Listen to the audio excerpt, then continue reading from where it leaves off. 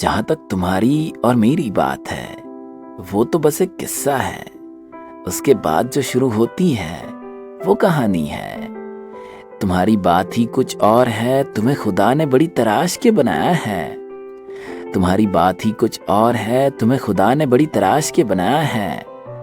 तुम्हारा ख्याल जब भी आता है ना, उस ख्याल का रंग भी आसमानी है। जहां तक तुम्हारी और मेरी बात है, वो तो बस एक किस्सा है। उसके बाद जो शुरू होती है वो कहानी है। नमस्ते, आदाब। मेरा नाम कुलदीपक है। आज एक किस्सा सुनाने जा रहा हूं आपको। किस्सा उस शहर का जिस शहर की ऐतिहासिक धरोहरें बड़ी प्रसिद्ध है। और एक मशहूर चीज वहां की बात करूं तो वहां की लिखी गई फलकें। अगर आप घर के बाहर लिखी हुई फलकों को पढ़ोगे तो पल दो पल के लिए ठहर जरूर जाओगे। जी हाँ, आप समझ गए होंगे, मैं बात पुणे की कर रहा हूँ। बड़ा अजीज शहर है। शहर पर बात कभी तसल्ली से करेंगे। आज बात किस्से की करते। हर्ष शर्मा, यानी कि शर्मा जी का इकलौता बेटा। शर्मा जी फौज में कर्नल है, इसलिए अक्सर घर से बाहर रहते हैं। हर्ष अपने मम्मी का सबसे चहीता है और माँ के दिल के बड़े करीब है। यूं कि मम्माज बॉय कह लीजिएगा। बचपन से गोलू मोलू सा हर्ष, भोला भाला सा लड़का, उसकी दो ही चीजों में रुचि रही है। एक पढ़ाई करना और दूसरी अपने मम्मी पापा के साथ बैठकर पुराने गाने सुनना। उसे कई कई गाने तो जुबानी याद है, कभी कभी यूं ही गुनगुना देता। उसकी मम्मी उसको कभी कभी कह भी देती, हर्ष बेटा तुम अच्छा गाते हो। कहता थैंक यू मम्मा। हर्ष का बचपन का सपना था कि मैं बड़ा होकर अमेरिका जाऊंगा और इंजीनियर बनूंगा। तब माँ उसका माथा चूम लेती और कहती कि मेरा बेटा पक्का बड़ा इंजीनियर बनेगा, देखना। बस जैसे कि एक्सपेक्टेड था, हर्ष के 12वीं के नतीजे बहुत अच्छे आए थे और फिर उसका दाखिला MIT college of engineering Kothrud में करा दिया गया था। आज हर्ष का कॉलेज में पहला दिन था। वो कॉलेज पहुंचा। कॉलेज पहुंचकर पहले तो वहाँ की ग्रीनरी देखकर बड़ा खुश हुआ। फिर वहाँ का माहौल भी उसे थोड़ा अच्छा लगा। बस कहीं कोई गपशप लड़ाते हुए लड़के लड़कियाँ, अपने ही धुन में खोए हुए कुछ लोग, कंप्यूटर लैब्स में बैठे हुए कुछ लोग, या फिर कुछ कॉलेज के बाहर टपरी पे खड़े हुए चाय सिगरेट पीते हुए कुछ लोग। तभी कोई आया और हर्ष को बोला, हे व्हाट्सएप ब्रो, कॉलेज में नए हो क्या? हर्ष बोला, हाँ यार भाई, चलो मैं तुम्हें कॉलेज दिखाता हूँ। उसने उसका नाम ईशांत बताया था। बस उसने हर्ष को पहले कॉलेज पूरा घुमा दिया। कहीं मैनेजमेंट स्कूल, कहीं कॉलेज का कैंटीन और पता नहीं कितनी सारी चीजें। ऐसे ही दिन बीतते गए और हर्ष कॉलेज में पॉपुलर हो गया। पॉपुलर क्यों? अरे भाई, पढ़ाई के मामले में हर टीचर का चहीता लड़का या स्टूडेंट हर्ष ही था, क्योंकि उसको कोई थियोरी पढ़ा दो, हर्ष भूलता ही नहीं था। और सबका यारों का यार भी था हर्ष। बस पढ़ाई के लिए अगर कोई प्रोग्राम नहीं आ रहा है तो हर्ष के पास चलो, वो जरूर समझा देगा। या फिर टीचर ने कोई बात समझाई, समझ में नहीं आई, हर्ष के पास चलो, वो समझा देगा। अक्सर हर्ष की एक ही फेवरेट जगह थी, वो लाइब्रेरी जाकर बैठता। वहां जाकर अलग अलग किताबें पढ़ना हर्ष को बड़ा पसंद आता था। खो जाता था वो किताबों में।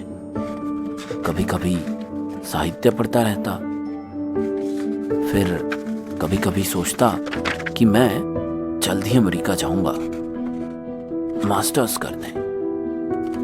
और हर्ष की एक खास बात थी, वो ऐसी ऐसी किताबें पढ़ता था जो किताबें शायद सालों से किसी ने छुई तक ना हो, बस लाइब्रेरी के शेल्फ्स में कहीं लगा के रखी हुई हो। बस पढ़ता रहता हर्ष उन किताबों को। अलावा किताबों के हर्ष का मन और कहीं लगता नहीं था।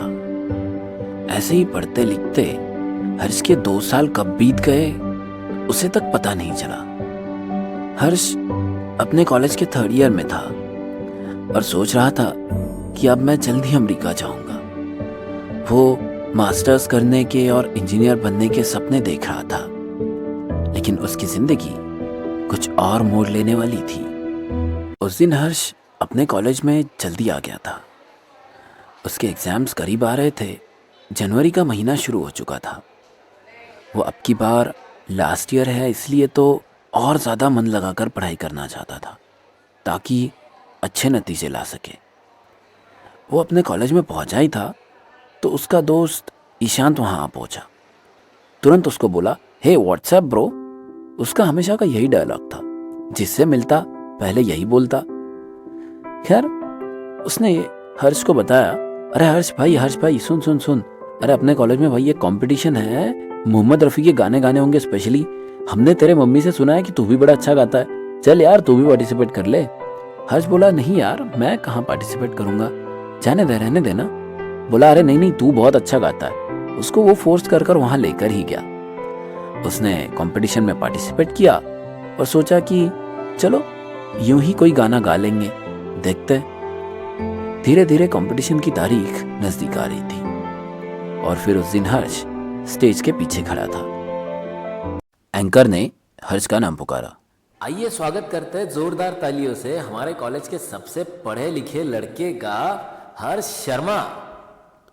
हर्ष स्टेज पर आया और गाना शुरू किया। दिल का भंवर करे पुकार, प्यार का राग सुनो, प्यार का राग सुनो रे हो। दिल का भंवर करे पुकार, प्यार का राग सुनो, प्यार का राग सुनो रे। दिल के इस उतार पे हम न बैठे हार के, साया बन के साथ हम चले। आज मेरे संग तू, झूमे दिल की आरज़ू, तुझसे मेरी आँख जब मिले। जाने क्या कर दिया रे, प्यार का राग सुनो रे हो।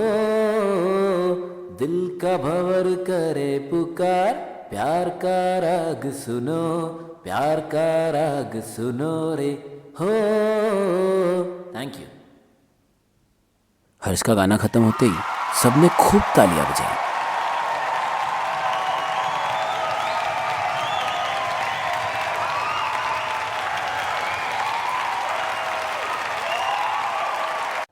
हर्ष के स्टेज के नीचे आते ही सभी दोस्तों ने हर्ष की खूब तारीफ की।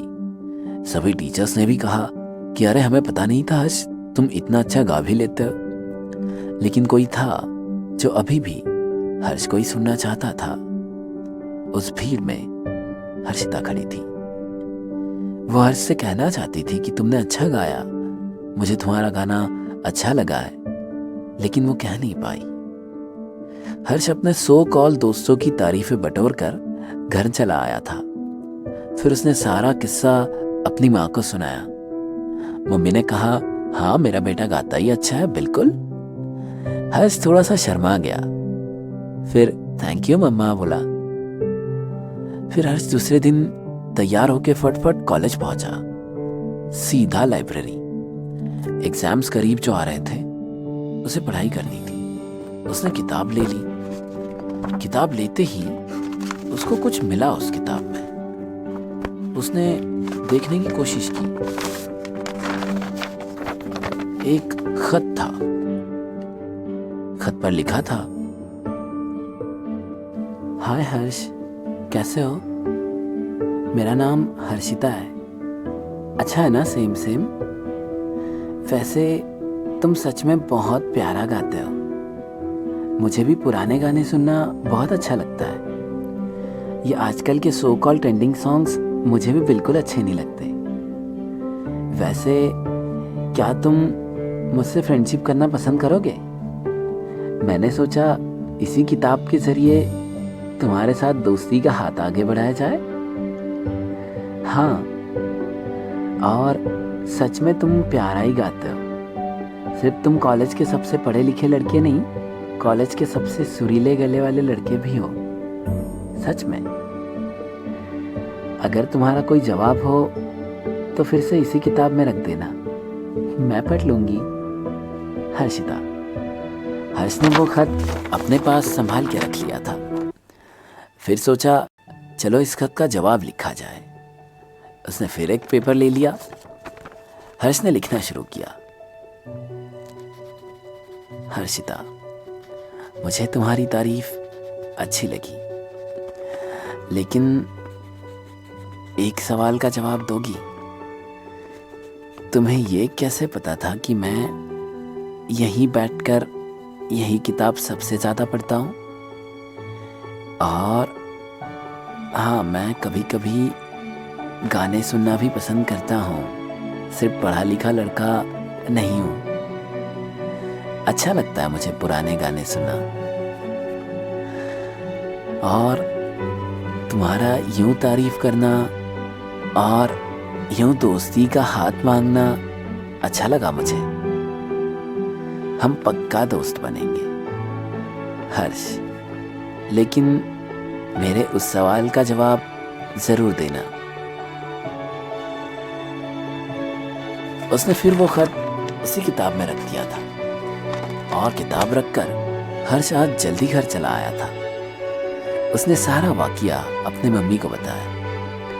मम्मी बोली, हाँ हाँ बिल्कुल अच्छी बात है, एक लड़की तुमसे बात करना चाहती है तो बात करो, बताओ उसे। फिर हर्ष आज अपने लिविंग रूम में पढ़ाई के बजाय कुछ और कर रहा था। आज वो लिखे जो खत तुझे सुन रहा था, सोते समय भी। हर्ष की आंख कब लग गई उसे पता भी नहीं चला। शायद वो ख्वाबों में उसी लड़की का अक्स बना रहा था। फिर सुबह होते ही हर्ष जल्दी से तैयार होकर कॉलेज पहुंचा, उस खत के जवाब की तलाश में। उसे जवाब चाहिए था।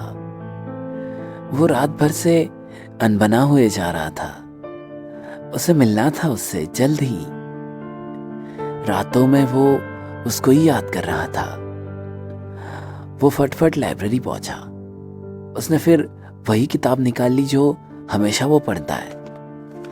उसने थोड़े पन्ने पलटे, देखा तो खत उसी में था। उसने पहले उस खत को गौर से देखा, फिर थोड़ा उस खत की महक को महसूस किया। एक अजीब सी महक थी उस खत में। हर्ष ने पढ़ना शुरू किया। खत में लिखा था, हाय हर्ष, मुझे अच्छा लगा, हम दोनों पक्का फ्रेंड्स हुए ना अब। वैसे हर्ष, क्या कल रात तुम सोए नहीं थे? नहीं, मैं ये इसलिए पूछ रही हूँ कि मेरे साथ भी ऐसा ही हो रहा है। या फिर तुम लिखे जो खत तुम्हें सुन रहे थे क्या? मैं भी वही सुन रही थी इसीलिए। और क्या तुमने मम्मी को भी बता दिया सब कुछ? मैंने बता दिया। क्या तुम मेरे जैसे ही हो? वैसे मैं तुम्हारी जैसी एक चीज में नहीं हूं, अगर तुम हो भी तो। मुझे पढ़ाई लिखाई करना बिल्कुल पसंद नहीं है। क्या ऐसी कोई जॉब है क्या जिसमें सिर्फ गाना सुनने के पैसे मिले? ऐसा ही कभी कभी लगता है मुझे। चलो कोई नहीं, तुम मिलना चाहते हो क्या मुझसे? वैसे मैं जरूर मिलना चाहूंगी। हम मिलेंगे तुम्हारे एग्जाम्स के बाद, पक्का। हर्षिता। उसने फिर वो खत अपने पास संभाल कर रख लिया था। उसने सोचा चलो इस खत का जवाब लिखा जाए।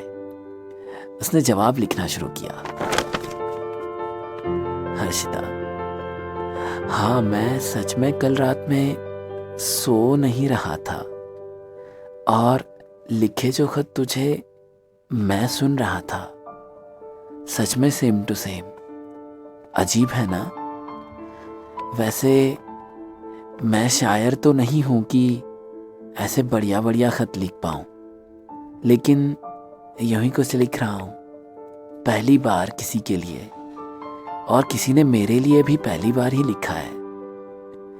हाँ, मैंने माँ को भी बता दिया सब कुछ, क्योंकि मैं अपनी हर बात अपनी माँ को ज़रूर बताता हूँ। और हाँ, हम एग्ज़ाम्स के बाद पक्का मिलेंगे। फिर मैं मास्टर्स के लिए यूएस जा रहा हूँ। हर्ष। उसने फिर वो खत उसी किताब में रख दिया था। उसके बाद उन दोनों की चिट्ठीबाजी यूं ही चलती रही। कभी हर्ष उससे बताता कि मैं बचपन में कितना शरारती था, या फिर हर्षिता उसे अपने पागलों वाले ख्याल उससे शेयर करती। कभी कभी कहती कि कभी गाना सुनने के पैसे मिल जाए, कभी कहती कि खाना खाने के पैसे मिल जाए। हर्ष फिर यूं ही जवाब दे देता कि हाँ, मुझे तुम्हें गाना सुनाना अच्छा लगेगा। गाना सुनने के पैसे मिलेंगे या नहीं वो मुझे नहीं पता, लेकिन मैं रोज तुम्हें गाना जरूर सुनाऊंगा। उनकी चिट्ठीबाजी खूब होने लगी। इसी चिट्ठीबाजी में कब हर्ष के एग्जाम्स करीब आ गए उसे पता नहीं चला। फिर हर्ष थोड़ा पढ़ाई में गुम हो चुका था। अपनी पढ़ाई में वो पूरा ध्यान लगाना चाहता था क्योंकि उसे अच्छे नतीजे चाहिए थे, फिर मास्टर्स के लिए। धीरे धीरे हर्ष के एग्जाम्स खत्म हो गए। उन्होंने तय किए मुताबिक उनको कैंटीन में मिलना था। हर्षिता ने उसके आखिरी खत में लिखा था कि तुम्हारे एग्जाम्स के बाद हम ठीक 2 बजे कैंटीन में मिलेंगे, तुम इंतजार करना। वैसे मैं तुम्हें जानती हूं तो चिंता मत करना कि मैं कैसी दिखती हूं, मैं तुम्हें पहचान लूंगी। बस। हर्ष कैंटीन में बैठा था। हर्षिता का इंतजार कर रहा था वो। उसकी निगाहें खोज रही थी हर्षिता को यहाँ वहाँ, लेकिन कई समय बीत गया, हर्षिता उसको नज़र नहीं आई। उसने उसके आखिरी खत में कहा था कि डोंट वरी, मैं तुम्हें पहचान लूँगी, मैं तुम्हें जानती हूँ अच्छे से। 1 घंटा 2 घंटा 5 बजने को आए, लेकिन हर्षिता वहाँ नहीं आई। हर्ष के मन में कई सवाल आ रहे थे। क्या हर्षिता झूठी थी? क्या उसने हर्ष के साथ मजाक किया था?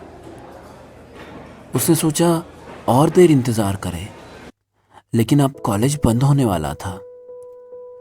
हर्ष थक हार कर घर चला आया था। उसने सोचा पता नहीं कल परसों कोई खत लिख दे। फिर वो उसके बाद कई दफे कॉलेज आया, उसी किताब को लेकर बार बार उसके पन्ने पलटता, लेकिन उसमें उसे हर्षिता का खत कहीं नहीं मिला। नाराज था हर्ष, हमेशा सोचता रहता उसी के बारे में। लेकिन 2 महीने बीत गए, हर्षिता का कोई खत नहीं मिला, न हर्षिता मिली। फिर हर्ष को अमेरिका जाना था 2 दिन के बाद। उसने सोचा चलो इस बार मैं हर्षिता को एक खत लिख दूं। वो फिर कॉलेज आया। उसने एक पेपर लिया और हर्षिता को लिखना शुरू किया। प्यारी हर्षिता, उस दिन मैंने तुम्हारा बहुत इंतजार किया, लेकिन तुम क्यों नहीं आए? तुम्हें पता है वो गाना, तेरे मेरे सपने अब एक रंग है, अच्छा है ना? वैसे मैं 2 दिनों बाद अमेरिका जा रहा हूँ, फिर कब लौटूंगा पता नहीं। अगर तुम मुझसे मिलने आना चाहती हो तो आ जाना, मैं तुम्हारा इंतजार करूंगा, प्लीज।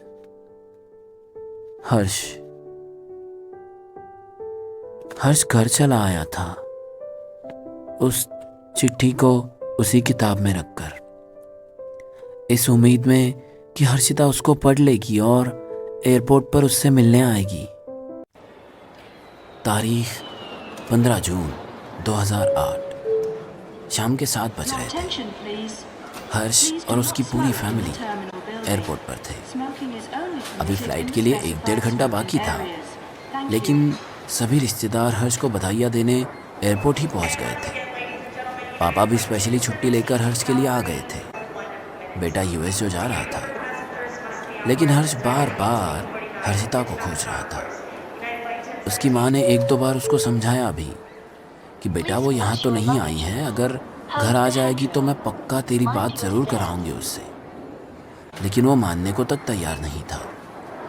वो यहाँ तक कह रहा था कि मैं 2-3 महीने रुककर फिर चला जाता हूँ, लेकिन मम्मी पापा के जिद के आगे हर्ष हार गया था। हर्ष चेक इन करने से पहले बार बार देखता, लेकिन हर्षिता वहाँ नहीं आई। फिर हर्ष चला गया, हर्षिता के सपने साथ लिए अपने सपनों की उड़ान भरने, उसके कुछ खत लेकर, इस उम्मीद में कि हर्षिता फिर मिलेगी या नहीं। अलविदा कहकर कुछ समय के लिए।